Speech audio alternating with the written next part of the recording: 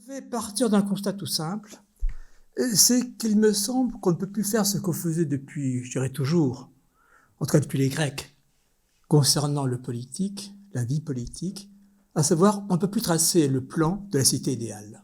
C'est ce qu'on fait depuis les Grecs, n'est-ce pas? Tracer un plan du meilleur, la meilleure cité, ce que fait déjà Platon, sa Politeia, et ensuite la projeter sur l'avenir pour tenter de la réaliser. Donc, effectivement, comme l'a bien dit Stéphane Gaulier, dans ce rapport théorie-pratique. Ça ne marche plus pour deux raisons simples. La première, c'est que le monde mondialisé est trop complexe, trop diffus, pour qu'on puisse isoler quelque chose, comme la cité, et pouvoir donc le modéliser.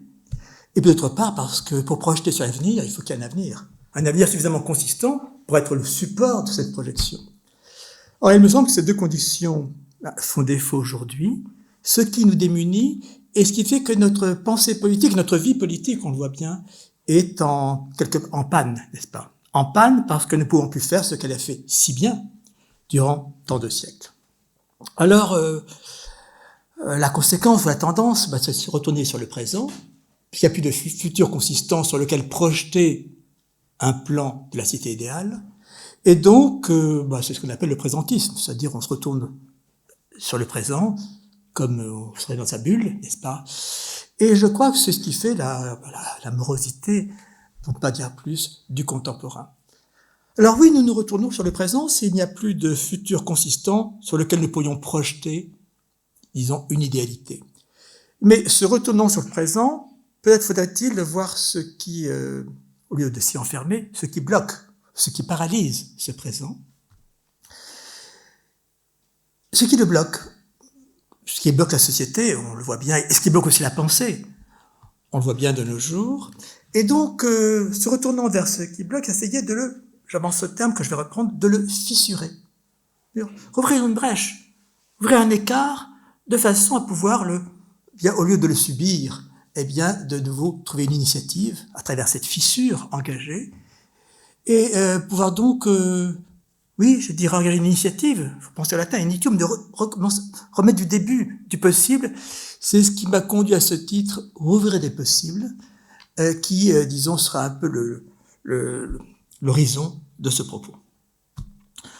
Alors, qu'est-ce qui coince? Il me semble que ce qui coince, ce qui bloque, ce qui fige, c'est ce qui coïncide.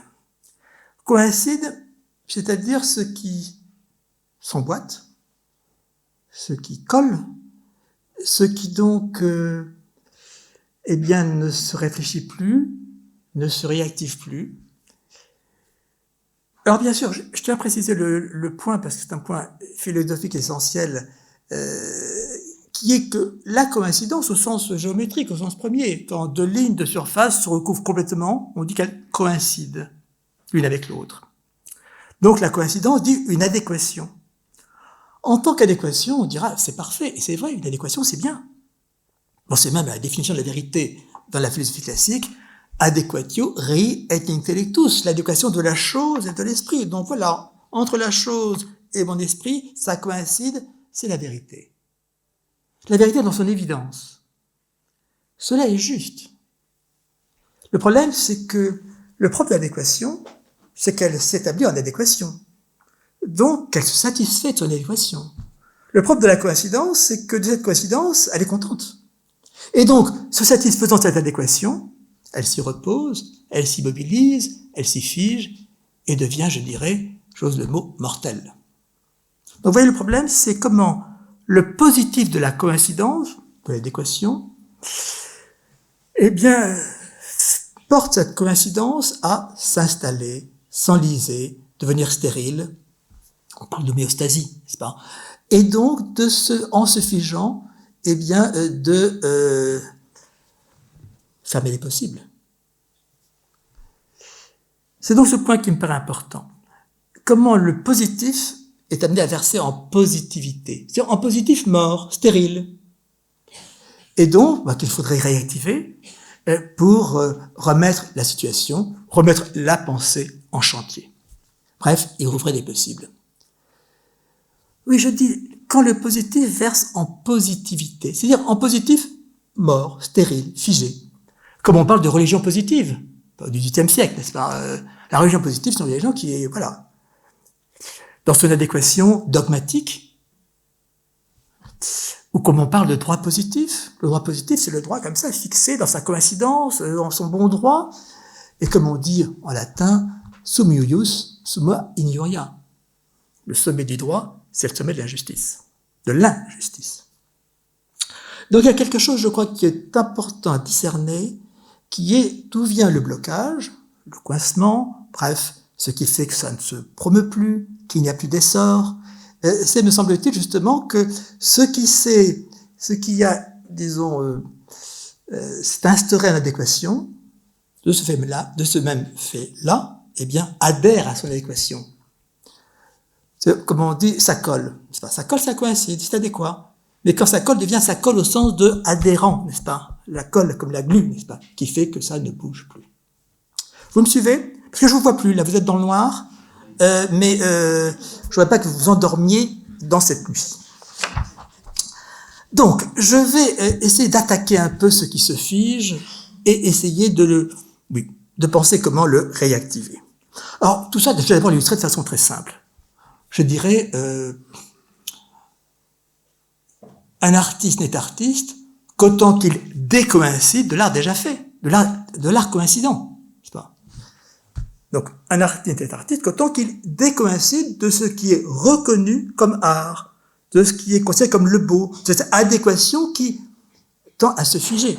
Et je dirais même, un artiste n'est artiste lui-même qu'en tant qu'il décoïncide de l'art déjà fait, qu'autant qu'il fissure la coïncidence de l'art qu'il a lui-même, la veille, n'est-ce pas, à laquelle il est parvenu. Je crois que c'est la question que se posent les artistes tous les matins. Dans quelle mesure puis-je décoïncider de l'art que j'ai déjà fait? Parce que cet art déjà fait, il va s'enliser dans sa coïncidence, il va satisfaire l'artiste, et l'artiste satisfait ne travaillera plus. Donc il faut, je crois, c'est pour ça qu'il faut rouvrir des possibles pour ne pas, disons, être pris dans cette adéquation à laquelle on est parvenu. Je le dis de l'artiste, je veux dire aussi bien du penseur. Penser, on ne pense qu'autant qu'on décoïncide du déjà pensé. Parce que le déjà pensé, oui, il est parfait, seulement il est mort, n'est-ce pas? Il ne pense plus. Et je dirais, alors c'est une question qui me touche tous les matins, je ne pense qu'autant que je décoïncide de ce que j'ai déjà pensé, dans lequel je suis tenté de m'installer, faire système, bref, clore ma pensée. Donc oui, ça nous touche, personnellement, chacun là où il est, chacun dans son chantier. Et la question que se pose l'artiste, que se pose le philosophe, c'est comment on rouvrir des possibles dans l'art? Comment rouvrir des possibles dans la pensée? Alors, cela, je crois, s'illustre à travers champs. Et c'est pour moi l'intérêt de ce concept, c'est la vocation du concept, si vous voulez, de circuler à travers les pans les plus divers de l'expérience. Mais disons, si je prends la psychanalyse, il me semble qu'une cure analytique, je dis de loin parce que j'ai pas l'expérience, mais j'ai lu Freud, c'est justement pour l'analyste d'inciter l'analysant, le patient, on l'appelle comme on veut, à décoïncider de la coïncidence psychique dans laquelle il est installé, à la fois qu'il fait souffrir, mais en même temps dans laquelle il est bien, parce qu'il y est installé. Il y a une formule de Freud que j'aime bien à cet égard quand il dit il aime son délire comme lui-même. Ah oui, on aime tous notre délire comme nous-mêmes, n'est-ce pas? Même plus que nous-mêmes, n'est-ce pas? Parce qu'on coïncide avec lui, on y est installé, c'est notre forme d'adéquation, même si cette adéquation nous fait souffrir. Donc, je crois qu'au fond, une cure analytique, c'est justement...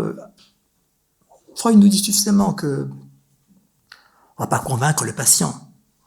Lui expliquer ce qu'il a ne sert à rien. Non, mais l'inciter, donc trouver le bon biais, pour le conduire à ouvrir un écart, fissurer cette adéquation dans laquelle il est si bien mais qui le fait souffrir, sinon il ira pas chez le psy. Donc la fissurer pour rouvrir des possibles dans sa vie. Rouvrir des possibles dans sa vie, c'est-à-dire défaire cette coïncidence dans laquelle il est installé. Je dirais la même chose alors de pratique qui me paraît de plus en plus importante aujourd'hui dans notre société, qui est la médiation. Par différence avec le droit, plutôt la justice. La justice, elle procède par coïncidence, en fonction de la loi, en fonction de ce qui est décrété comme étant le droit, eh bien le juge, en coïncidant avec ce qui est ainsi l'appareil juridique, va trancher. Il tranche. N'est-ce pas ? Il ne voit pas des possibles, le juge. Il tranche. Krinein. Tranché. Je crois que le médiateur fait tout autre chose. Le médiateur, c'est quelqu'un qui s'interpose entre deux parties qui disent chacune et l'autre, j'ai raison, je suis dans mon bon droit, c'est moi qui ai raison. Chacune coïncide avec sa position. J'ai raison. Et donc le bon médiateur, me semble-t-il, intervient entre les deux pour inciter les deux parties à fissurer cette coïncidence dans laquelle chacune se trouve, en pensant qu'elle a raison, qu'elle est dans son bon droit, de façon à rouvrir des possibles entre les deux. N'est-ce pas ? Et un bon médiateur, c'est quelqu'un qui arrive justement à fissurer si bien cette coïncidence de l'un et de l'autre, des deux parties, qu'il pourra faire en sorte que la situation d'elle-même fasse apparaître des possibles que ni l'une ni l'autre partie n'avait envisagé. C'est ça une vraie médiation. Donc je crois que cette décoïncidence, comme concept, circule un peu dans les champs les plus divers. Je dirais même écrire, pour parler de ce qui est, disons, enfin, le plus élémentaire pour moi. Écrire, est-ce que ce n'est pas décoïncider de ce qui s'est figé dans la langue, n'est-ce pas, qui fait sa coïncidence, de façon à lui retrouver une inventivité, à rouvrir des possibles, par exemple en français, n'est-ce pas. Alors, c'est encore plus vrai aujourd'hui, avec la langue des textos, où on commence à taper 3 lettres, et toutes les autres arrivent derrière, et le mot coïncident arrive. Le mot coïncident, parce que c'est le mot qui statistiquement, émerge comme étant le plus adéquat, à partir de ce qu'on a commencé à dire. Et donc, quand on écrit des textos, je crois qu'on ne cesse de défaire ce que le texto, l'appareil, enfin le portable nous dicte, pour retrouver la langue, retrouver les possibilités de la langue, ouvrir la possibilité, disons, de dire quelque chose. Alors, dans un travail précédent que j'avais fait sur ce concept, parce que moi, vous savez, mes livres, c'est des essais que je fais pas à pas, chapitre après chapitre, ou chaque livre plutôt est un chapitre. J'avais considéré que, au fond, ce que j'essaie d'évoquer comme ça en forgeant, alors ce qui est quand même toujours un peu audacieux, forger un mot nouveau, un néologisme, n'est-ce pas, comme décoïncidence, et si vous pouvez taper sur en texto décoïncidence, vous l'aurez jamais, parce que le mot se trouve pas, n'est-ce pas. C'est peut-être ce qui me plaît en lui d'ailleurs, c'est que c'est un mot décoïncident, le mot décoïncident, et surtout une association qui s'appelle association des coïncidences, des-coïncidence, donc non pas une association qui fasse coïncider sous une bannière, sous un drapeau, dans une sorte d'entente idéologique ou, disons, professionnelle, mais une association qui se donne comme but de défaire les coïncidences pour réactiver, rouvrir les possibles dans la pensée et dans la société, voilà qui me paraît déjà rouvrir du possible. Alors, j'avais évoqué effectivement des scènes qui sont un peu nos scènes originaires. La première de toutes, la Genèse, l'ouverture de la Bible.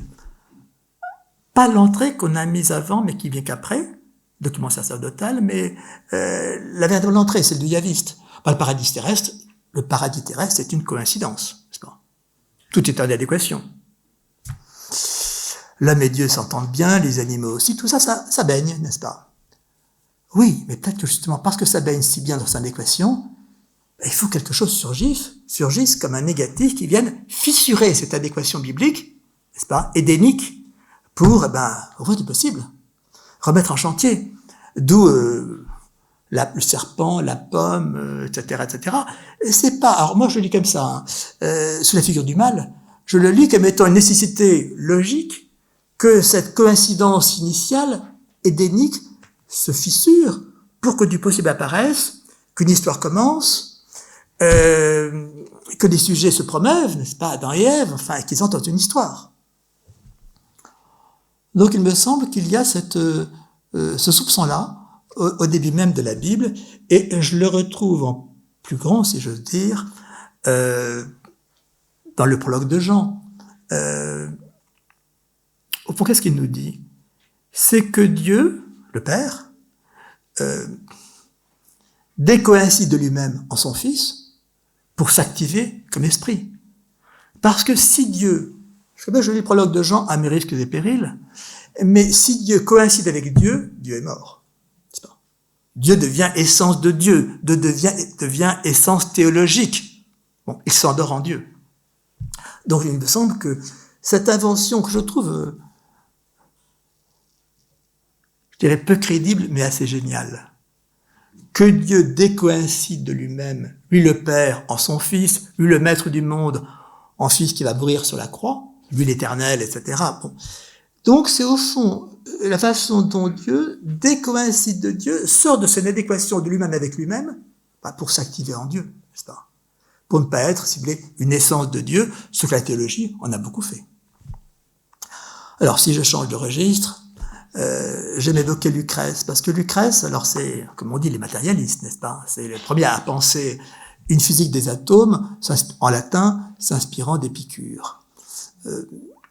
Pensée prodigieuse que celle de Lucrèce, et héroïque, parce que faire passer le grec en latin, c'est vraiment une épreuve, n'est-ce pas, essentielle, dans laquelle se forge la philosophie.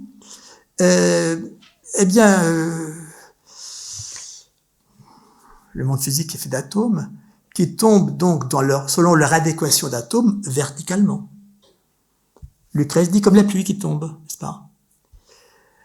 Oui, mais alors si les atomes tombent en adéquation avec le principe même de leur chute, la verticalité, eh bien, ils ne se rencontrent jamais. Et donc, il n'y a pas de monde.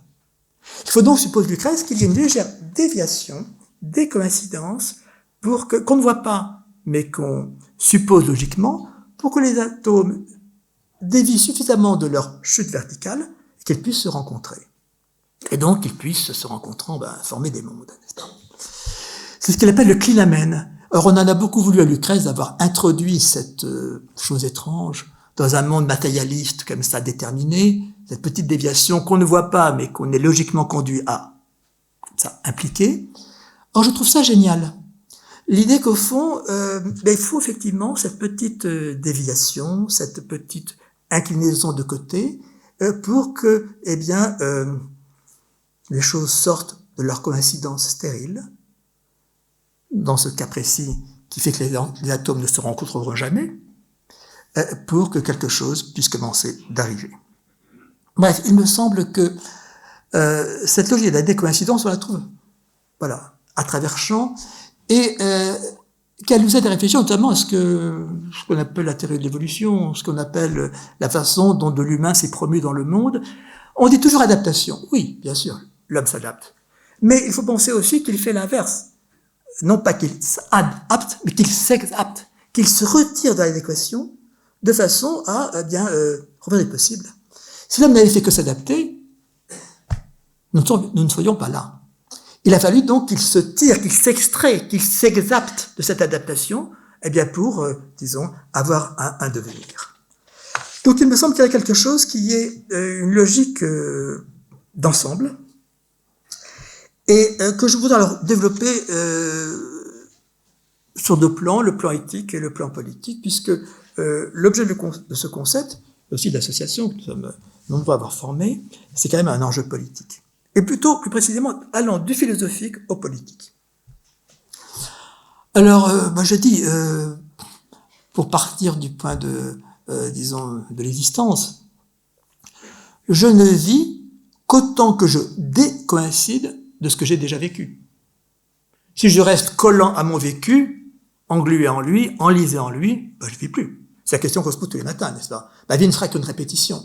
Je ne vis qu'autant que je ne vis effectivement qu'autant que je suis sur ce que j'ai vécu pour m'en décaler, pour m'en écarter et donc ouvrir du possible dans ma vie. Donc je crois que c'est valable, disons, comme logique d'existence, si on entend bien d'ailleurs existence au sens latin, n'est-ce pas? Ex sistere. Alors vous savez, c'est un mot qui vient de la théologie. Au départ, ce qui se tient hors, c'est nous, les créatures, qui nous tenons hors de l'Esprit de Dieu, qui lui est. Nous existons, nous ne sommes pas, nous existons. Simplement, ce terme est travaillé par toute la pensée moderne, et on en a, disons, soutiré ce sens fort que exister, c'est se tenir hors. Et je dirais, nous n'existons qu'autant que nous nous tirons hors de la coïncidence installée de nos vies, de façon à y rouvrir des possibles.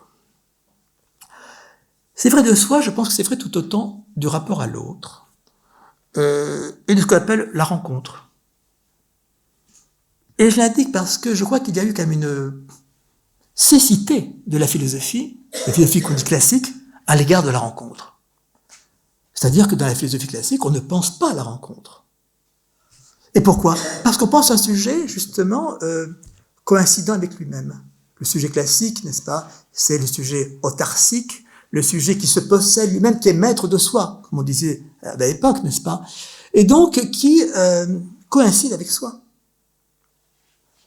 Or, si vous coïncidez avec vous-même, vous ne rencontrez personne. Vous croisez quelqu'un, même vous cognez à lui, mais vous ne le rencontrez pas.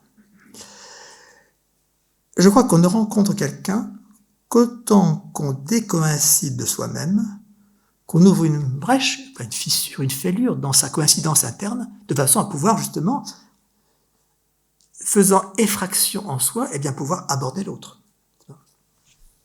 Oui, j'indique ce thème parce que je trouve j'insiste dessus, c'est quand même étonnant qu'il a fallu attendre le début du XXe siècle pour commencer à penser la rencontre.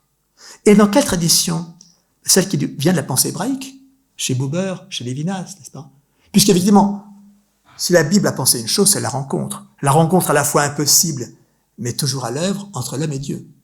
L'attente de la rencontre, le Sinaï, enfin bon, la Bible est faite de cette histoire de la rencontre, encore une fois, impossible, jamais aboutie, mais en même temps toujours à l'œuvre, et avec le christianisme, rencontre qui s'effectue, disons, sur terre, à travers le Christ. Donc, il y a, je crois, effectivement, j'ai dit point aveugle parce que tous les romans parlent de rencontre. Il n'y a pas de roman qui ne commence pas par une rencontre. Or, la philosophie classique n'a pas pensé la rencontre, parce qu'elle était donc une pensée, j'y reviendrai, de la coïncidence. On ne rencontre quelqu'un qu'autant qu'on décoïncide de soi-même. Sinon, on le croise, ou on l'assimile à soi, mais on ne le rencontre pas. Alors, j'avais, dans mon petit livre, j'en ai souligné un point de façon plutôt humoristique, qui est le mariage. Le mariage, c'est une coïncidence parfaite. L'un en adéquation avec l'autre. C'est là qu'ils se marient. Donc, on bénit la coïncidence dans le mariage. Bien. Seulement, si on reste dans cette coïncidence où chacun est en adéquation avec l'autre, n'est-ce pas? On se marie, on s'épouse. Eh bien, qu'est-ce qui se passe? Tout le monde connaît, n'est-ce pas, les lendemains, plutôt les surlendemains du mariage. Si les deux parties, et je dirais ça bien d'un mariage homosexuel qu'hétérosexuel, n'est-ce pas? Si les deux parties ne fissurent pas leur coïncidence établie, n'est-ce pas, dans laquelle tout baigne, pour, disons, rouvrir de l'écart, disons, et donc rouvrir du possible, et donc remettre en chantier la relation, eh bien, le mariage est mort. Bon, j'avais produit à ce sujet, en prenant de Lacan et de Badiou, mais en faisant toute autre chose, plutôt en faisant quelque chose qui pour moi est essentiel, la notion d'extime. Vous savez, l'intime, c'est le plus dedans. Et l'extime, c'est remettre du dehors, du ex, comme on dit, exister, du dehors dans l'intime pour justement rouvrir la relation. J'indique entre parenthèses que j'ai vendu ce concept à Aéroport de Paris pour être, et ça va être inauguré demain, c'est pour ça que j'en parle, parce que vous savez, quand vous allez passer la douane, les contrôles, etc., toujours un peu désagréable, puis vous avez un moment avant de prendre l'avion. Parce que prendre l'avion, comme prendre le train d'ailleurs, c'est toujours courir pour attendre. Hein. On a tous fait cette expérience-là, on court toujours et on attend toujours. Et donc il y a ce temps mort d'après les contrôles et d'avant de monter dans l'avion. Et donc on cherchait un nom pour, disons, que ce lieu qui est un temps mort puisse être un moment vivant, si vous voulez, où notamment puisse faire du shopping, puisqu'au fond, notre société tourne autour de ça, et, disons, se reposer, rencontrer des gens, etc. Bref.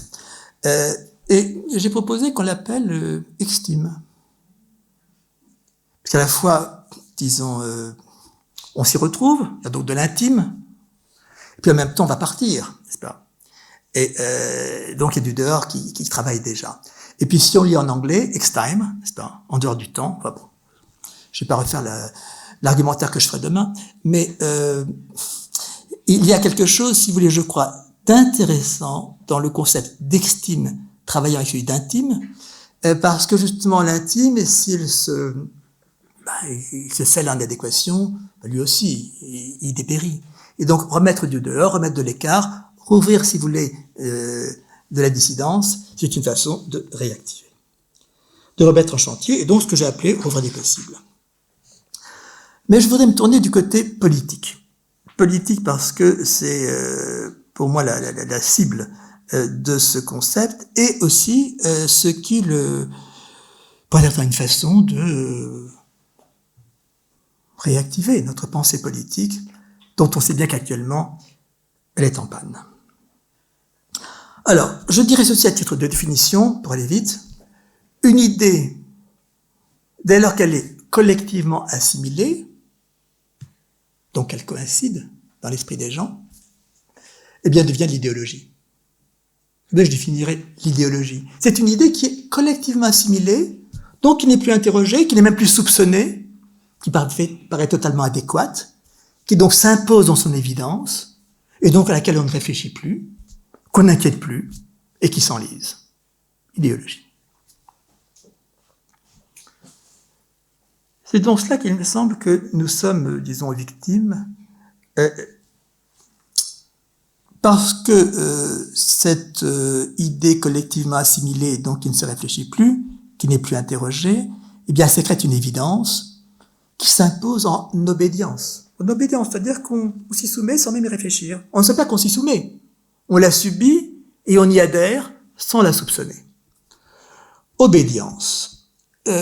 Et donc, j'étais amené à penser, par rapport à ce qu'on dit, souvent on critique aujourd'hui, sous le titre de l'obéissance, souvent comme une soumission qui n'est pas, disons, justifiée. Mais pire que cela, il y a l'obédience. L'obédience, si j'obéis ou je désobéis, je le sais, j'en suis conscient, je choisis. Je peux choisir de désobéir. Mais l'obédience que je subis, j'ai pas prise sur elle. Je ne peux pas désobéir, si j'ose ce néologisme, à la suite de celui de décoïncidence, c'est qu'au fond, c'est une réduction à la passivité. Et qu'est-ce qui, dans notre comportement, relèverait donc de l'obédience, qu'on ne soupçonne pas, qui nous enlise donc dans une conformité qui fait que, disons, la situation se trouve comme cela, figée. J'ai dit collectivement assimilé, et je distinguerai à cet égard le collectif du commun. Le commun me paraît, c'est pas nouveau, le lieu même du politique. Depuis Aristote, on ne cesse de le dire, le koinon, c'est le commun de la famille, de la cité, voire de l'humanité, du genre humain. Bref, c'est le commun qui fait le politique, parce que le commun, c'est le partage. Le collectif, c'est pas ça. Le collectif, c'est pas du partage. C'est de l'agrégatif, c'est du rajout, c'est que, voilà, c'est de l'additif, le collectif. Ce n'est pas du commun. Donc, ne nous trompons pas. Ne prenons pas pour du commun ce qui est du collectif, ou du grégaire, n'est-ce pas? Et soupçonnons ces coïncidences idéologiques tellement assimilées collectivement qu'elles sécrètent une obédience qu'on n'interroge plus. Alors, si je dis ça, évidemment, parce que j'essaie de toucher au contemporain, et disons à ce qui est la grande machine à générer de la coïncidence, qui sont les médias. Je crois que c'est ça qui fait disons, l'importance des médias aujourd'hui, c'est qu'ils sécrètent constamment, eh bien, de l'obédience idéologique qui n'est plus interrogée. Peut-être que nous avons changé d'époque. L'époque précédente, qu'on appelle de façon facile l'âge classique, était une époque où il y avait encore de la croyance. De la croyance, de l'adhésion plus ou moins choisie, souvent imposée, mais dont on pouvait aussi, à ses risques et périls, s'écarter. À cet âge de la croyance, nous ne sommes plus sous le régime de la croyance aujourd'hui.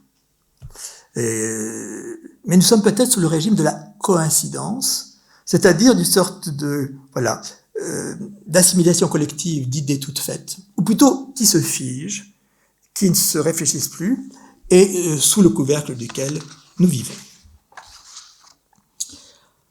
Bon, je ne veux pas faire le procès des médias. D'abord, je dis les médias, je n'ai pas dit les journalistes. Je laisse aux journalistes leur droit d'initiative.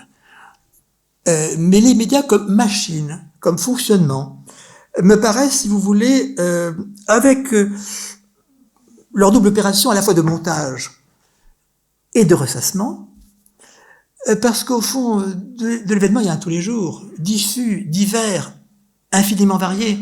Mais qu'est-ce qui fait qu'on met en boîte, n'est-ce pas, tel événement, qu'on monte comme ça en événement, et disons qu'il va comme ça s'imposer à l'attention, si ce n'est que les cadres, n'est-ce pas, interprétatifs, ou même d'abord les cadres à partir desquels on recueille l'événementiel, sont déjà, cadrés, c'est-à-dire déjà fixés, immobilisés. Il me semble qu'il y a quelque chose qu'il faut analyser, qui est donc le fait que... Moi, j'y suis sensible parce que quand j'écoute la radio, je suis sensible parce qu'on entend tout le temps en termes d'enquête, n'est-ce pas? Les journalistes qui vont sur le terrain, qui vont enquêter.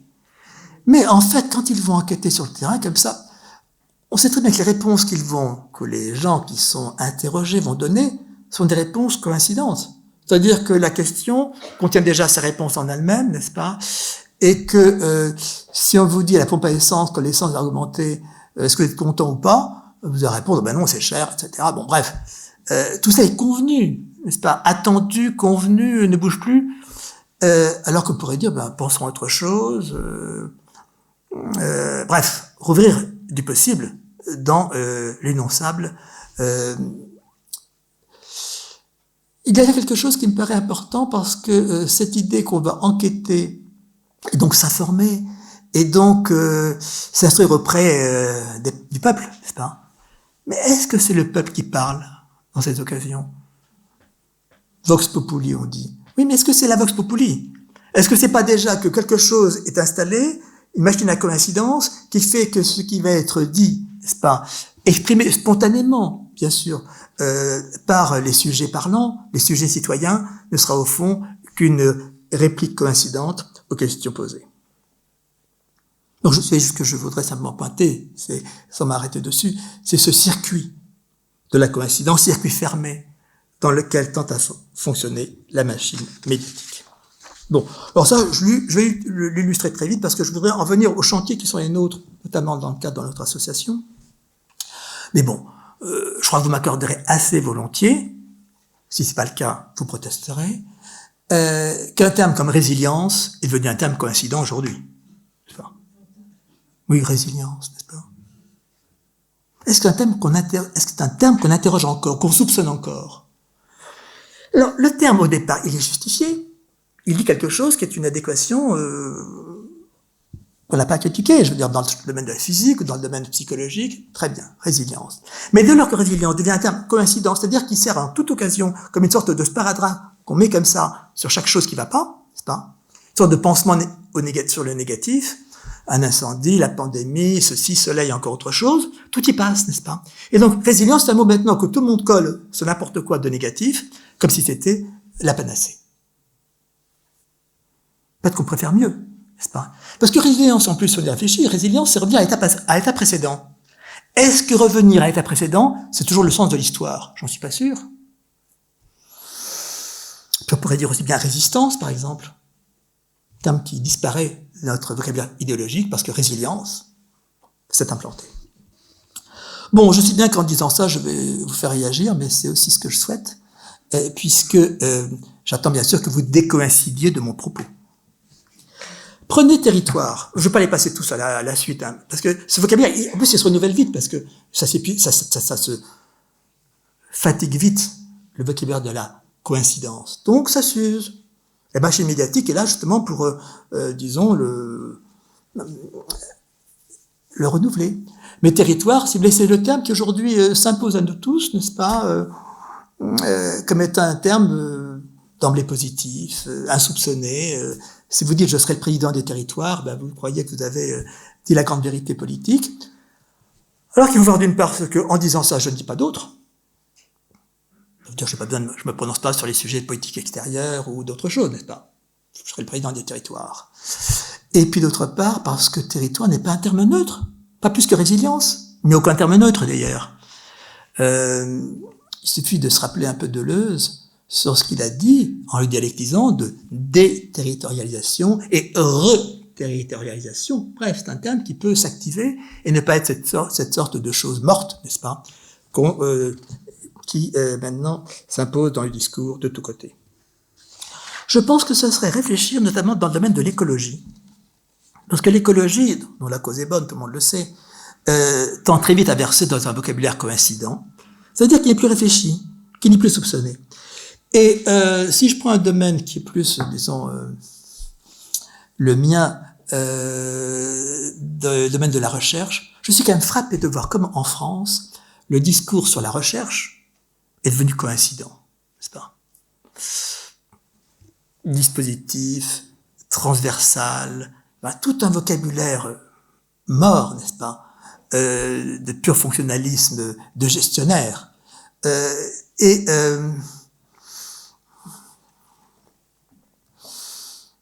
Tout ce qui s'est comme ça organisé sous le titre de la recherche et qui est mort de sa coïncidence. Encore une fois, les termes de dispositif, de transversalité ont leur raison d'être, n'est-ce pas, ont eu la raison d'être, mais dès lors qu'ils deviennent coïncidents, c'est-à-dire qu'ils sont plus réfléchis, il me semble stériliser la recherche, parce qu'il faut oublier aussi que la recherche, c'est quelque chose qui n'est pas seulement collectif, qui est d'abord singulier, qui est risqué, qui ne se soumet pas aux grilles, aux appareils, si vous voulez, gestionnaires, disons, qu'on a ainsi promus. Bon, il me semble qu'on pourrait quand même envisager ce qui bloque en France, si je parle de la France, ce qui bloque en France par coïncidence. Moi, il y a une grande coïncidence que je soupçonne, je le dis à mes risques et périls, c'est celle des vacances, n'est-ce pas, de cette équation première qu'il est pas réfléchi, que les vacances c'est bien, n'est-ce pas, et donc le travail, c'est pas bien.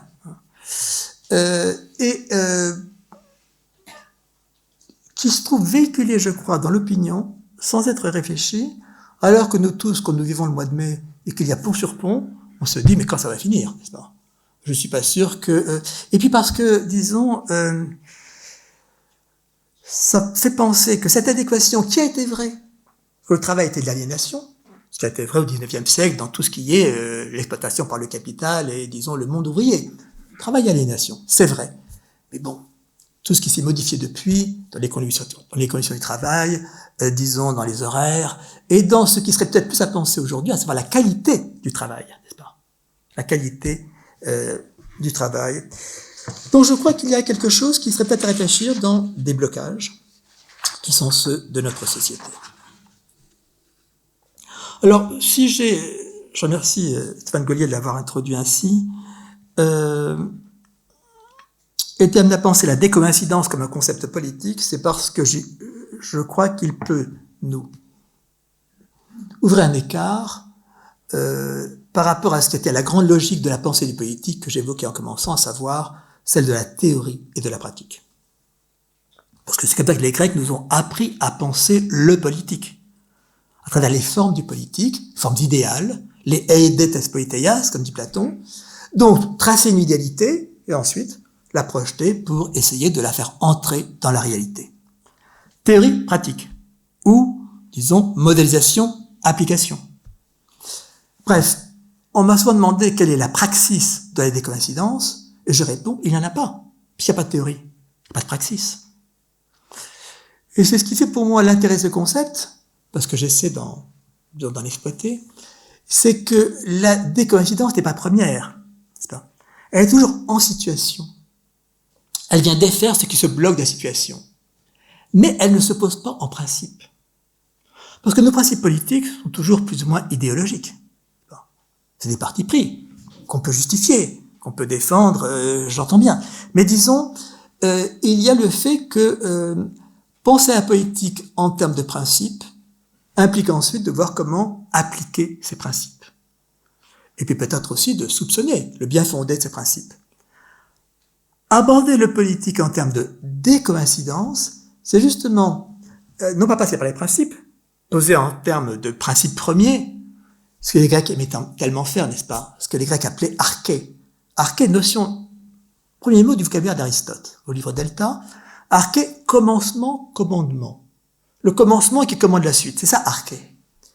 Et donc on a pensé la politique, plutôt la vie politique, le politique en termes d'archaïque, de principes premiers.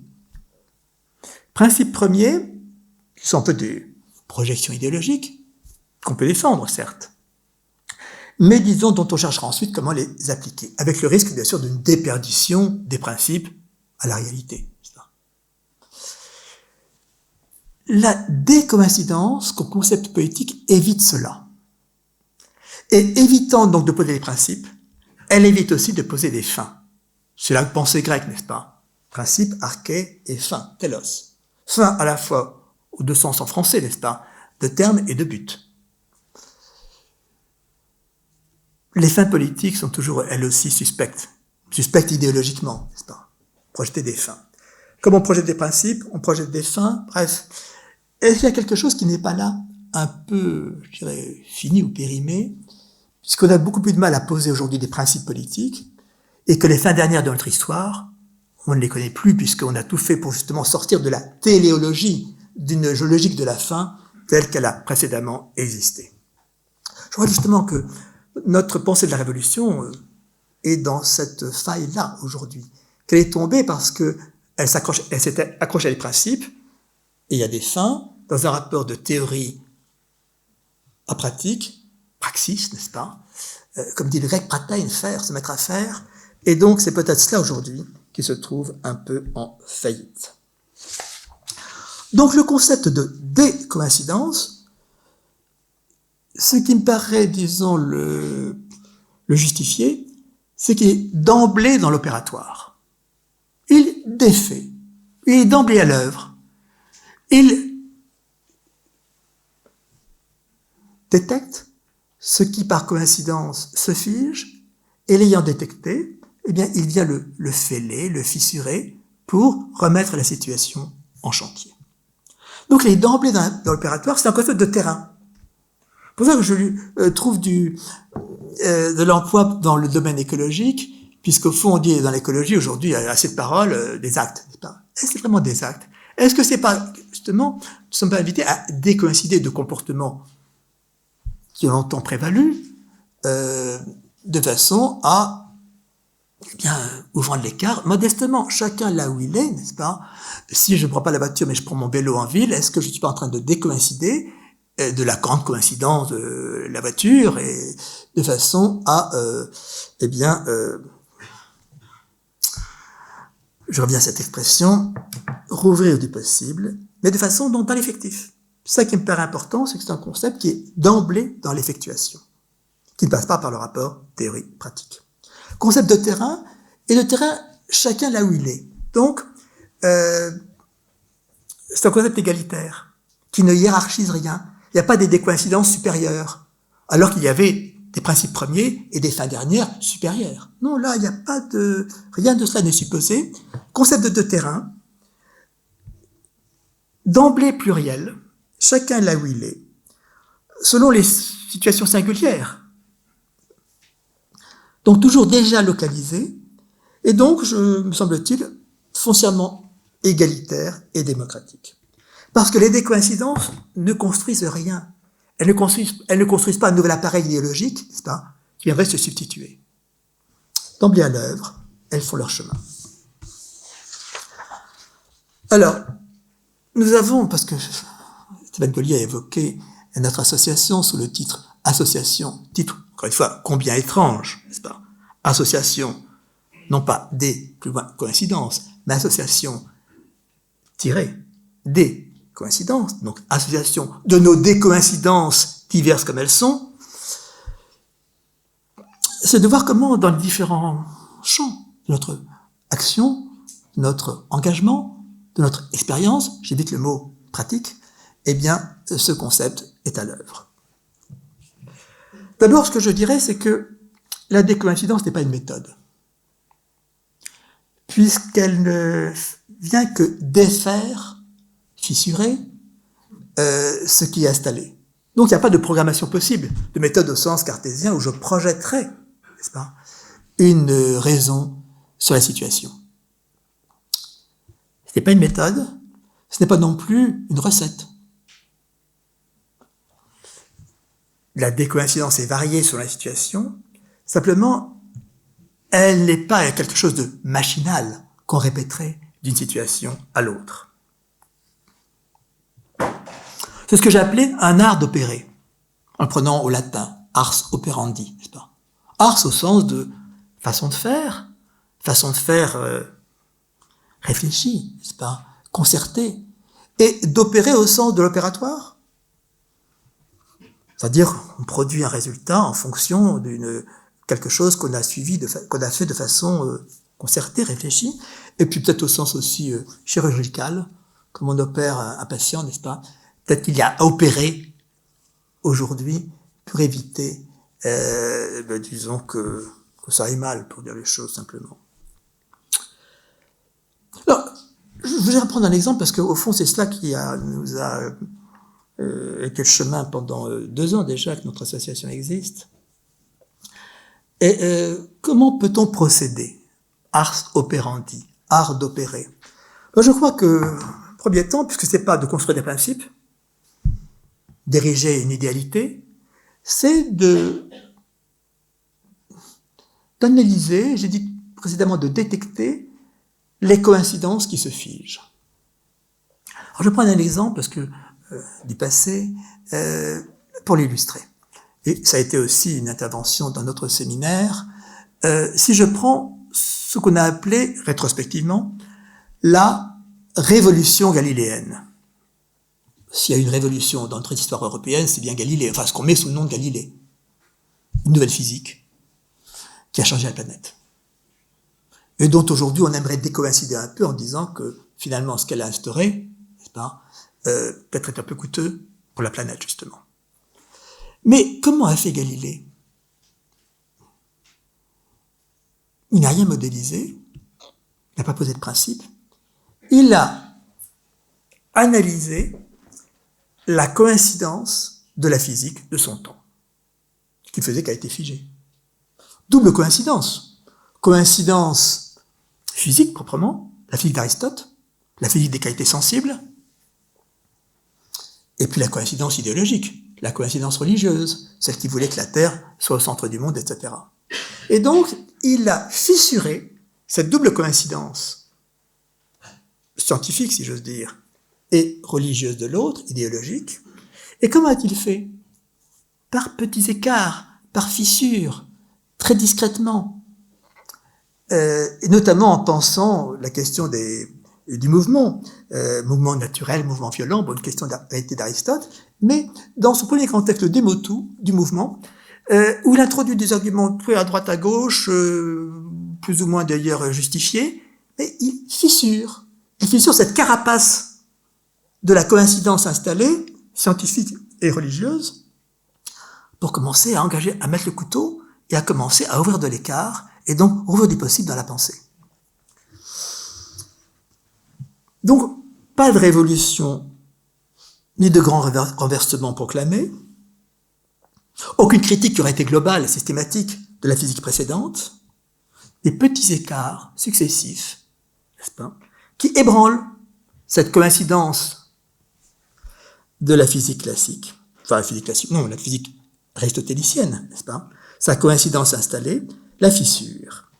Et ce qui fera qu'il pourra dire après coup, mais bien sûr seulement après coup, je cite la phrase de Galilée parce qu'elle est magnifique, tellement pleine de confiance dans cette possibilité qu'il ouvre quand il dit, je cite, « Nous apportons sur le sujet le plus ancien une science absolument nouvelle. » Mais c'est pas en criant l'innovation ou en criant la révolution, c'est en fissurant ce qui s'est figé de science, disons, devenue dogmatique, devenue stérile, pour ouvrir en elle du possible.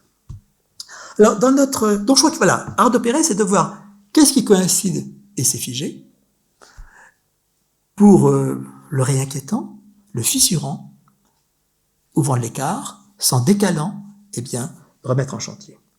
Alors, ça peut être question, c'est une réflexion qu'on a comme ça suivie durant 2 ans déjà à travers des séminaires, et je remercie tous ceux qui y ont participé ou qui en ont été disons, les orateurs ou les conducteurs, pendant le champ de l'architecture. Je pense à l'œuvre de Jacques Ferrier, eh bien, et à son exposé, il y avait une coïncidence de l'urbanisme qui était en gros celle de l'infrastructure. Une ville, c'était une infrastructure, il fallait penser à l'infrastructure pour faire tout ça.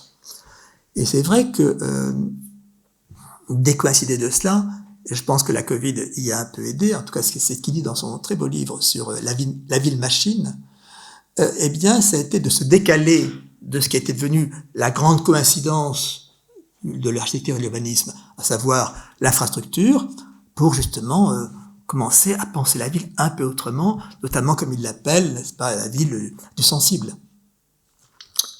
Je crois que la pensée du paysage, je salue Florence Mercier d'être ici ce soir, nous montrant comment finalement la coïncidence, en ce qui est ce qu'on appelle le paysage, et d'abord ce qu'on a sous les yeux, c'est que la coïncidence, c'est-à-dire le fait que tout s'emboîte dans notre perception, tout devient convenu, attendu, déjà connu, fait que nous ne percevons plus, ça a été dit tant de fois, parce que cela commence à désapparaître. Je pense que au fond, nous ne cessons d'être en lutte contre ce désapparaître de ce que nous avons sous les yeux. Parce que ce qu'on a sous les yeux coïncide avec lui-même, n'est-ce pas? Et donc s'impose sans même que nous soupçonnions à notre vue, et donc ne se perçoit plus vraiment. Je dis désapparaître, pas disparaître, comme le soleil disparaît à l'horizon le soir. Désapparaître. Ce qui disparaît, c'est ce qu'on a sous les yeux, n'est-ce pas? Et en suivant Florence Mercier, je suis donc dans cette hypothèse que, au fond, l'art du paysage, comme j'ai dit, art d'opérer, n'est-ce pas? Eh bien, c'est justement de faire en sorte que ce qui disparaît du pays, Pagous, n'est-ce pas, puisse réapparaître, n'est-ce pas, justement en fissurant la perception figée, devenue coïncidente, pour, voilà, faire revenir à l'apparaître ce qui désapparaît au regard.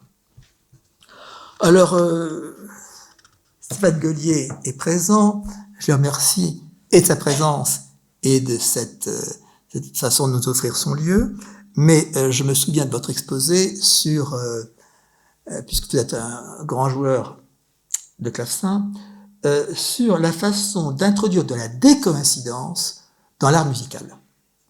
Notamment, en retenant seulement 2 points, mais c'est à vous de mieux le dire, le fait qu'on loue toujours le musicien qui joue de ce que c'est le texte par cœur.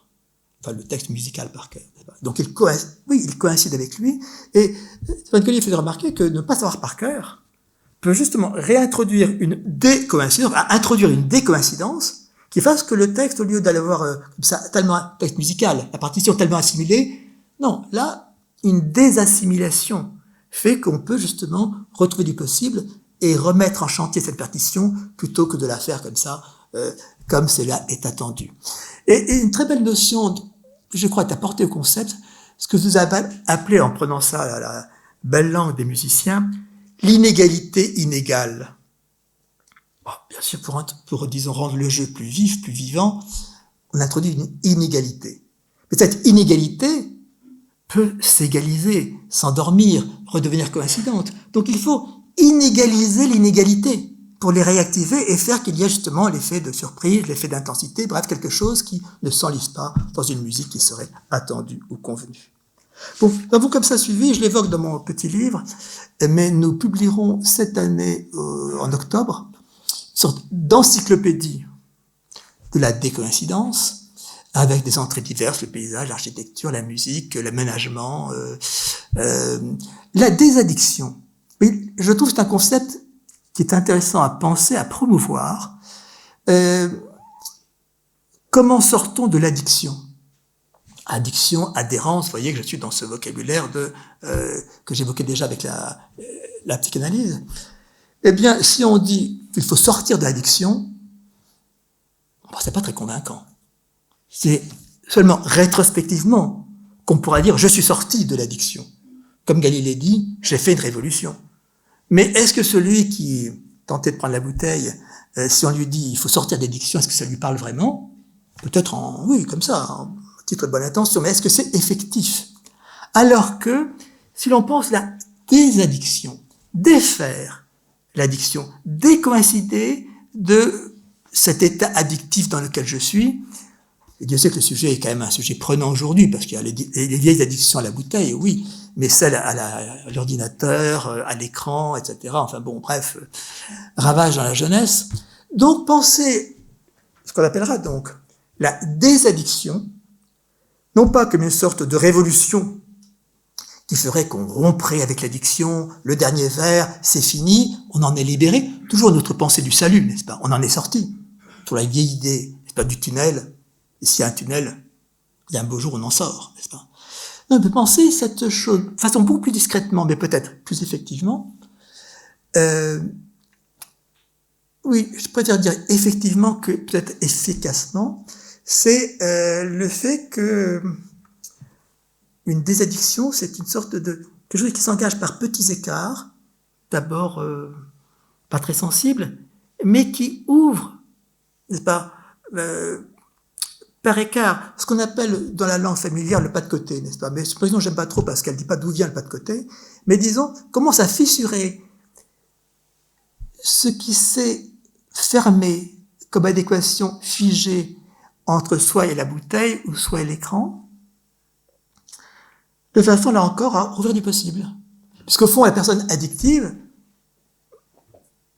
prendre un verre de plus, c'est pas du possible. C'est devenu une sorte de nécessité qui s'impose à elle. Une passivité. Donc, au fond, sortir de l'addiction, au sens de se désaddicter, n'est-ce pas? La désaddiction, c'est non pas projeter une fin dernière, sur un mode un peu mythologique, ou disons, voilà, magique. C'est plutôt, je crois, ouvrir de l'écart, d'abord discret, mais qui fait son chemin. Et qui, par ce que j'appelle transformation silencieuse, on vient progressivement à refaire du possible dans la vie de quelqu'un, au lieu qu'il subisse, disons, son addiction de façon imposée. Bon, tout cela, donc, se réfléchit, je crois, dans les pratiques les plus diverses, et nous engage socialement et politiquement. Alors, avant, comme je souhaite qu'on puisse débattre un peu, je vais encore accélérer un peu plus, mais je ne fais que, voilà, introduire des questions possibles. Je dois quand même reconnaître une chose, c'est que la décoïncidence, ça ne se vend pas. Ce qui se vend, c'est la coïncidence. Peut-être que les médias marchent à coup de coïncidence et on l'audimat, n'est-ce pas? La décoïncidence, ça ne se vend pas. Ce qui se vend, c'est la coïncidence. Donc, bon, autant le savoir. Autant le savoir parce que ça signifie donc qu'on travaille à rebrousse-poil, puisqu'on décoïncide, puisqu'on ouvre de l'écart, et donc qu'on aura à peiner. Ça, c'est facile de l'illustrer. Si je prends le premier philosophe, on cite comme tel, n'est-ce pas? Même si c'est pas le premier, effectivement, mais plutôt symboliquement, ou dans la conscience commune, Socrate. Socrate a été le grand décoïncident. C'est ça qu'il a fait. Pas eu besoin d'écrire, il n'y a pas de livre de lui. Simplement, il y a l'idéologie athénienne de la fin du 5e siècle, début 4e siècle, après l'échec de la guerre du Péloponnèse, après l'abattement des longs murs, après le régime des 30, bref, une sorte de coïncidence idéologique frileuse qui s'empare d'Athènes et qui conduit Socrate à son procès, parce que Socrate, c'est quelqu'un qui décoïncide à tous égards, qui va sur l'agora en interrogeant le poète. Qu'est-ce que c'est que la poésie? Évidemment, le poète lui sort la coïncidence de ce qu'est la poésie, sa définition, ou qui interroge l'homme politique. Chacun répond par coïncidence. Et Socrate inquiète, se désigne comme étant le temps de la cité, celui qui va piquer le bœuf, n'est-ce pas, pour le faire réagir. Donc, Socrate est la figure même du penseur décoïncident, Ben, c'est ce qui fait qu'il boira la ciguë, n'est-ce pas? Donc, non, c'est pas encourageant. Vous avez raison de le dire. Je préfère prévenir d'avance, autant le dire, n'est-ce pas? Et si je prends l'autre grand des coïncidents, le Christ, c'est pareil. C'est pas la ciguë, mais c'est la croix, n'est-ce pas? Parce que le Christ, qu'est-ce qui fait qu'il est Christ? Lui, Jésus, eh ben, c'est qu'il décoïncide de la coïncidence hébraïque dans laquelle il est. Ah oui, il est juif. Il est juif, simplement, il ouvre un écart, il se décale de la coïncidence juive de son époque, celle du pharisianisme, n'est-ce pas? La lettre, la loi, tout cela, n'est-ce pas? Ça coïncide.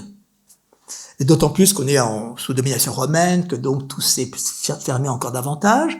Et le Christ, au fond, c'est quelqu'un qui va ouvrir de l'écart là-dedans. Il ne révolutionne rien, n'est-ce pas? C'est après coup qu'on dit Nouveau Testament. Non, il fissure, et disons, ben, il se met tout le monde à dos, hein. Et pas les Romains, mais les pharisiens. C'est normal. On sait comment il finit. Alors, bien évidemment, le Christ, plutôt Jésus décoïncide, l'Église elle a coïncidé, n'est-ce pas? Elle a remis de la coïncidence, elle a surcoïncidé, puisque, à coup de concile et disons, de religion d'État, elle a fait ça. Et donc, qu'est-ce qui décoïncide? Ben, c'est ce qu'on appelle d'un terme horrible, d'ailleurs, les hérésies. Les hérésies, c'est les vrais religieux, n'est-ce pas? Les hérétiques. Les Vaudois, les Albigeois, Pascal ou Fénelon, ou les protestants, bien sûr, enfin, tous ceux qui remettent en chantier le religieux, le réactivent, pour, disons, s'écarter de la grande coïncidence idéologique de l'Église. Bon, donc, si vous voulez, oui, Socrate, l'ironie socratique, c'est disons, un outil de décoïncidence, et je crois que si la coïncidence est la mort, comme j'ai dit en commençant, la coïncidence fait aussi mourir, n'est-ce pas? La preuve des deux que j'ai cités. Mais c'est un peu plus généralement. Au fond, comment entre-t-on à l'académie? Parce qu'on coïncide avec les académiciens précédents, n'est-ce pas? Ça me paraît clair. C'est pour ça que Maxime Ducamp a été élu et non pas Flaubert. Flaubert décoïncidé du romantisme. Bon, Maxime Ducamp ne décoïncidait pas vraiment. Donc, c'est comme ça qu'on est élu à l'Académie. Et c'est comme ça que se forgent tous les ismes. Prenez la peinture. La peinture qu'on dirait impressionniste. Au départ, c'est quoi? C'est des peintres qui, face à la coïncidence picturale de l'époque, celle de la ressemblance, celle des académies, celle de la peinture qui est achetée, qui va au musée, qui fait partie, qui est exposée, ceux qui, justement, fêlant cette coïncidence picturale, qui est celle à cette époque de la ressemblance. Quelle coïncidence plus forte que la ressemblance? Et qui donne évidemment à chaque peintre qui est dans la ressemblance l'idée qu'il est dans le droit chemin, n'est-ce pas? Ça ressemble. Donc c'est la bonne peinture. Mais ceux qui vont fêler ça, n'est-ce pas, au milieu du XIXe siècle, qui vont introduire l'écart, s'ils iront dans le salon des refusés. N'est-ce pas? En même temps, salon des refusés, c'est pas inintéressant, parce que c'est là qu'il y a de l'espoir. C'est que les peintres des coïncidents, vont se repérer les uns les autres, vont former un petit groupe de gens qui, chacun dans son œuvre, mais néanmoins sensibles à ce que fait le voisin. Et salon des refusés, c'est-à-dire finalement une sorte d'entente implicite qui comme ça se noue entre eux et qui fait que finalement, ils vont pouvoir revoir du possible dans l'art, n'est-ce pas? En même temps, dès qu'un mouvement devient isme, il redevient coïncident. Autrement dit, il commence à être mort. Dès qu'on a dit impressionnisme, c'est justifié que ce soit le terme, n'est-ce pas? On en a fait une école, on a fait quelque chose qui s'est établi, qui est devenu coïncident. D'où il faut tout le temps défaire la décoïncidence pour qu'elle ne s'enlise pas. Donc après l'impressionnisme, pointillisme, fauvisme, cubisme, enfin tous les ismes que vous voulez, et de plus en plus, n'est-ce pas? Parce que chaque fois, il faut fêler ce qui s'est établi en isme et donc qui est devenu coïncident, par conséquent qui est mort, ou à peu près. Moribond. Alors la question qui se pose, c'est finalement, vous me direz, mais finalement on a applaudi l'impressionnisme. Mais qu'est-ce qu'on a applaudi? Est-ce qu'on a applaudi ce geste courageux d'ouvrir de l'écart et de rouvrir du possible dans l'art? Ou est-ce qu'on a applaudi le fait que cet écart a fait son chemin et finalement qu'il est redevenu coïncident? Est-ce qu'on applaudit le geste d'être des coïncidences ou est-ce qu'on applaudit la coïncidence revenue?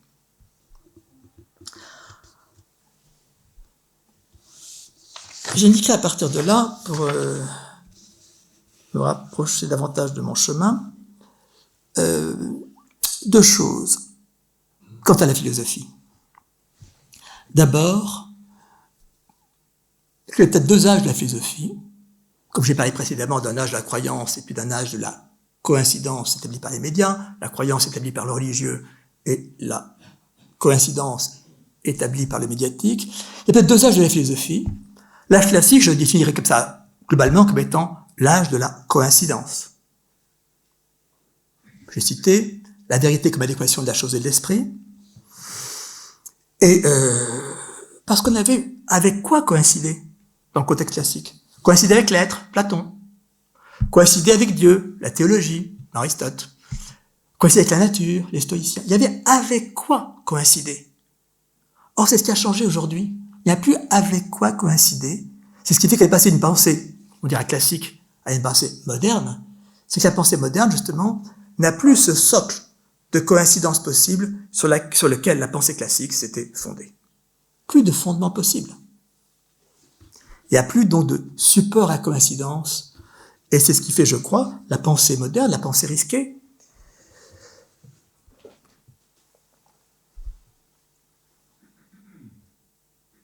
Parce que des soupçons nous sont venus. Et d'abord le soupçon nietzschéen. Nietzsche nous disant, mais au fond, ce que vous prenez pour l'adéquation, c'est en fait de l'adaptation. Adaptation vitale. Et puis, ce qui nous est venu à travers des chemins divers, notamment à travers la phénoménologie. Merleau-Ponty, que je trouvais remarquable à ce sujet, je ne sais pas de Bergson. Bergson reste encore dans une pensée de la coïncidence, ce qu'il appelle l'intuition. Non, Merleau-Ponty nous montre comment même la perception, en fait, est toujours décoïncidente. Notre perception la plus élémentaire, elle décoïncide. Elle ne colle jamais. Elle n'est jamais complètement adéquate. Je citerai Merleau-Ponty parce que Merleau-Ponty, c'est une phrase, n'est-ce pas? Donc ça ne se résume pas. Je cite, « Déjà mon corps, comme metteur en scène de ma perception, a fait éclater l'illusion d'une coïncidence de ma perception avec les choses mêmes. » Avec les choses mêmes, ça c'est le grand leitmotiv de la phénoménologie, mais justement, on n'est jamais en adéquation avec les choses mêmes. Il faut fêler ou faire éclater l'illusion de cette coïncidence, bien sûr satisfaisante, l'idée que je coïncide avec le monde. Mais non, je ne coïncide pas avec lui. Mais je ne coïncide pas non plus avec moi-même, parce que je suis toujours distendu entre passé et futur. Je ne coïncide pas non plus avec les autres, parce que nos perspectives ne se recoupent jamais complètement. Je ne coïncide pas non plus avec le monde. Or, ce n'est pas là un défaut, une condamnation, c'est là au contraire une capacité. Non pas une incapacité de notre expérience, mais ce qui promeut notre expérience en expérience. C'est parce que je ne coïncide pas avec les autres que je peux être tendu vers eux. C'est parce que je ne coïncide pas avec le monde que je peux être ouvert au monde. C'est parce que je ne coïncide pas avec moi-même que je suis en tension de vie. C'est pourquoi ce qu'on appelle la philosophie classique, comme le temps maintenant, disons, je dirais pas périmé parce que les philosophes qu'on appelle classiques ont été des génies qui ne cessent de nous donner à penser, mais c'est ce qui fait qu'à l'idée coïncidente de ce qu'on pouvait coïncider avec l'être, ou Dieu, ou la nature, la vérité, n'est-ce pas? On a pensé s'il n'y a plus de coïncidence, le jeu, J-E-U, n'est-ce pas? Spiel, Weltspiel, jeu du monde, le jeu, n'est-ce pas? Il y a du jeu, il n'y a plus de coïncidence. Et la ressemblance, qui était le grand, disons, appui de la peinture classique, elle-même s'est défaite. Je vous dirais personnellement que si j'essaie d'élaborer ce concept, c'est parce que, pour moi, il a une vérité personnelle, qui est pourquoi je suis passé en Chine d'helléniste que j'étais. C'était pour décoïncider de la pensée européenne, dont je soupçonnais qu'elle était un peu installée dans ces questionnements, sans suffisamment peut-être le soupçonner. Donc j'ai fait un écart, au sens que j'évoque depuis le début de cette intervention.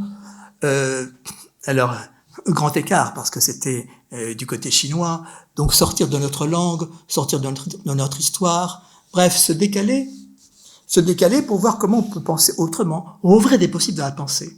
Donc au fond, c'était pour moi une stratégie philosophique de décoïncidence par rapport à la coïncidence insoupçonnée, parce que collectivement assimilée, de la philosophie, et donc une opération dont je n'insisterai pas pour dire qu'elle est coûteuse. Bon, alors, j'arrive à ma fin, qui est d'inquiéter donc la notion de révolution ou d'innovation. Comme on ne croit plus à la révolution, on essaie de parler aujourd'hui d'innovation, terme très coïncident, vous l'avouerez, pour repenser peut-être ce qui serait une repossibilisation, pour poursuivre ce thème de rouvrir des possibles. Et c'est ce concept-là que je voudrais, simplement pointer, le fait que notre vie politique n'est plus animée par la pensée de la révolution,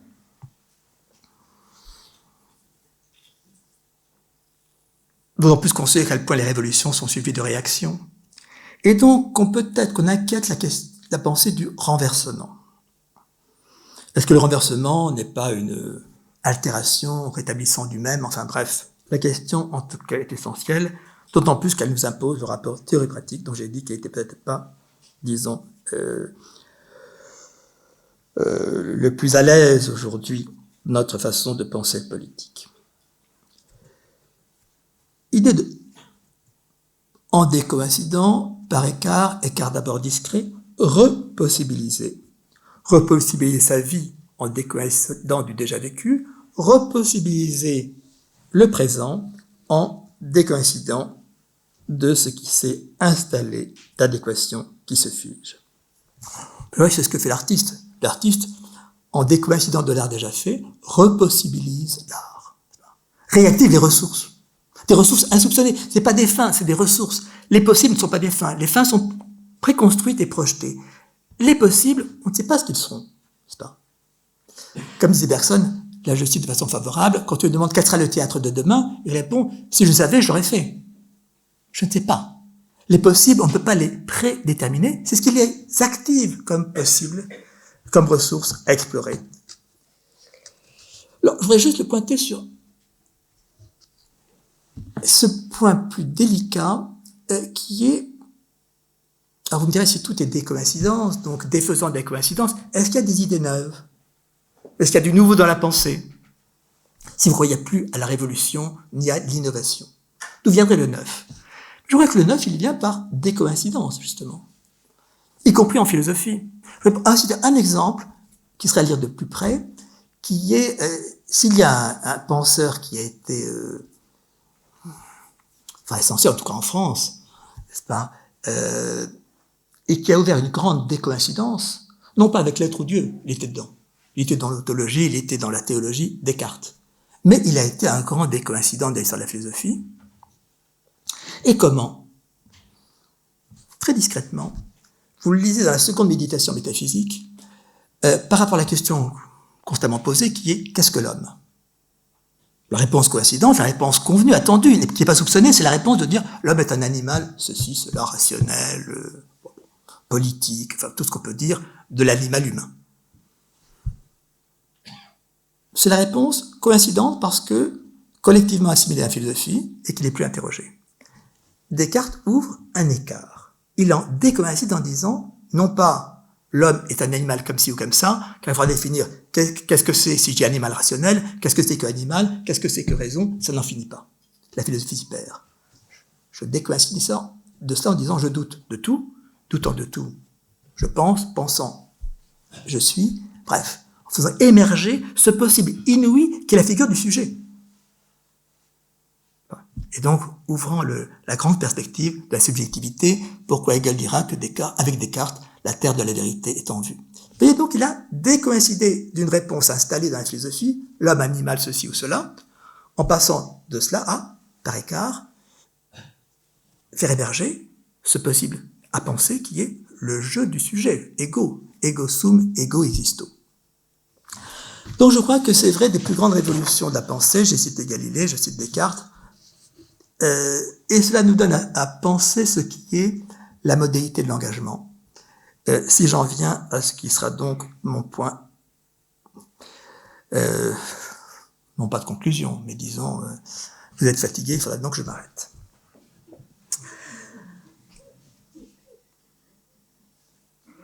Je crois que là aussi, les conditions ont changé. Il y a un vieux terme que nous avons tous appris du XIXe siècle, de Hegel devenu Marx, celui d'aliénation. Et je pense que, au fond, ce que nous avons à penser aujourd'hui, pour pouvoir comment s'engager politiquement, c'est quelle est la forme d'aliénation dont nous voulons nous libérer.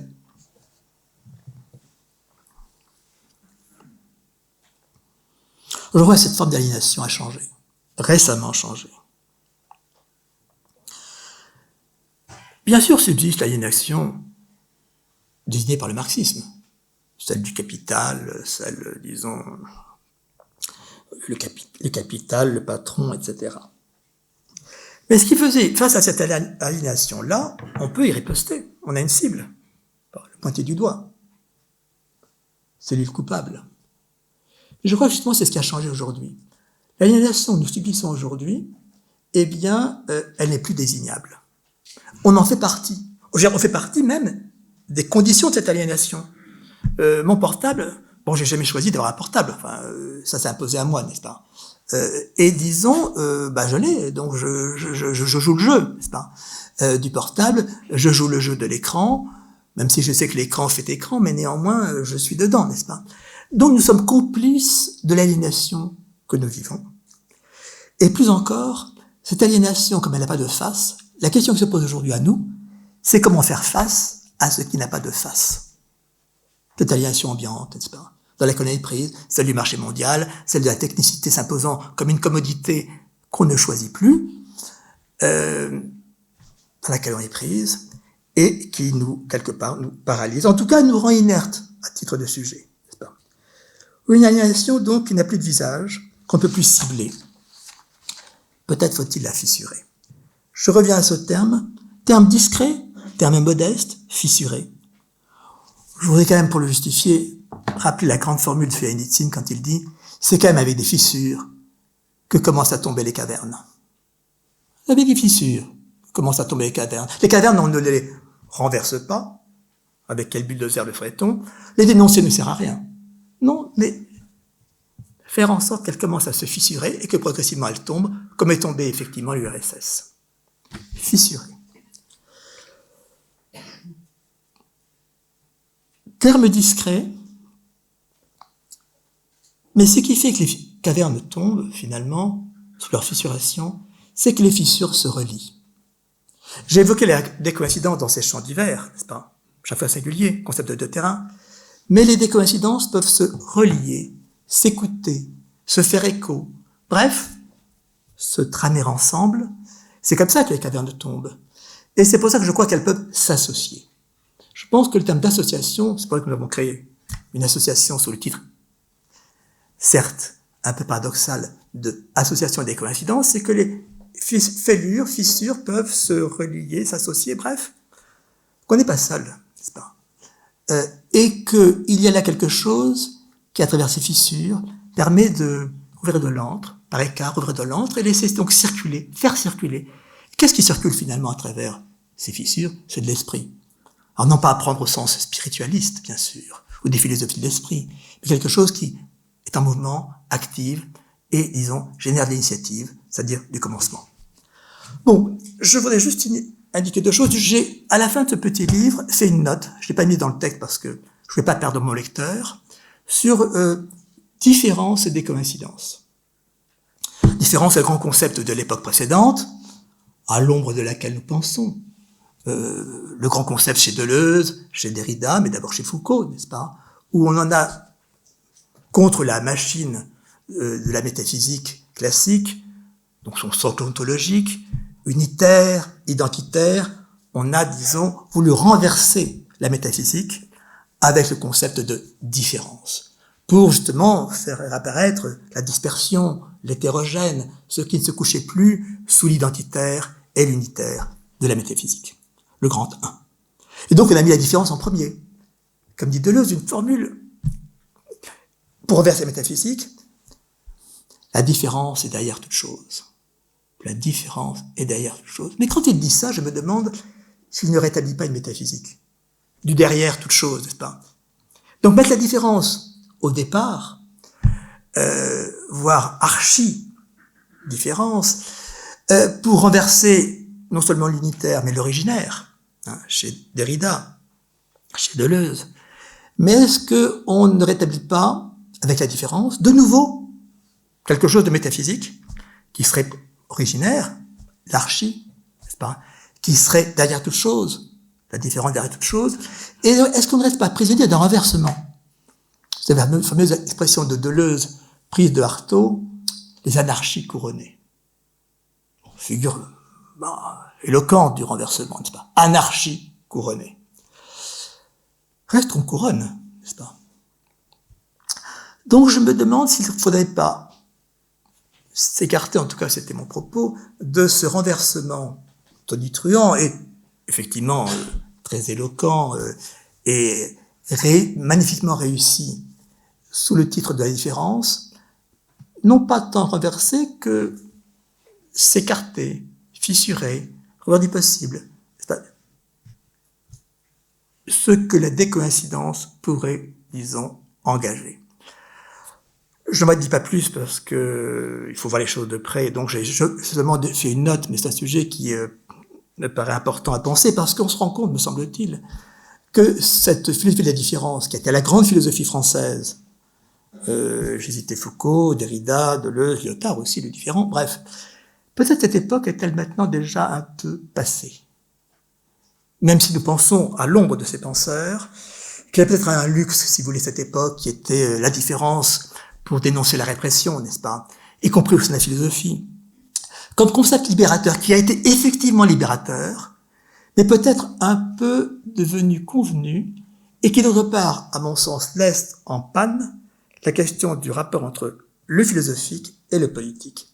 Il me semble que chez les uns comme les autres, il y a juxtaposition du politique par rapport au philosophique, y compris dans leur engagement même, n'est-ce pas? Je pense à dissémination, et je suis inscrit au Parti communiste. Le rapport des deux ne me paraît pas direct, n'est-ce pas? Je dis juxtaposition. Et qu'est-ce qu'il y avait peut-être de coïncident à être au Parti communiste à cette époque-là, peut-être, hein? Je laisse ça en suspens. Mais il me semble que ce que l'on peut être à faire, c'est justement... Donc je pense au mal que se donne Merleau-Ponty, que je trouve un très grand penseur et un magnifique écrivain, les deux ensemble. Mais comment on voit parfois comment il peine à essayer de raccrocher son histoire de la perception, disons, féconde comme elle est, avec un rapport d'obédience plutôt de... Là, je dirais plutôt d'obéissance, à l'égard du Parti communiste, dont il n'avait rien à faire, enfin à peu près. Merleau-Ponty est beaucoup plus intéressant quand il écrit sur Machiavel que quand il écrit sur ce qu'il doit écrire par coïncidence idéologique de son époque.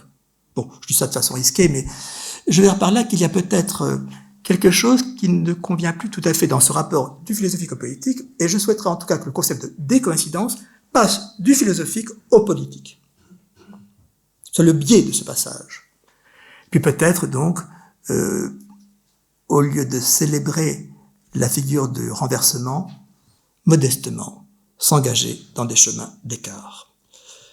Je signe enfin, un dernier point, c'est que pour moi c'était un premier titre par rapport à un second, d'un livre que j'ai publié en même temps, sous la même idée, trouver des possibles, et que j'ai intitulé La transparence du matin, avec en sous-titre Rouvrir des possibles dans nos vies, puisqu'au fond il me semble que ce que j'ai décrit par décoïncidence dans son emploi politique peut trouver son... non pas son écho, mais disons, se remettre en chantier également par rapport à nos vies et ce qui, le matin, dans ce que j'essaie de concevoir comme étant la transparence du matin, se rouvre des possibles. Merci de votre attention.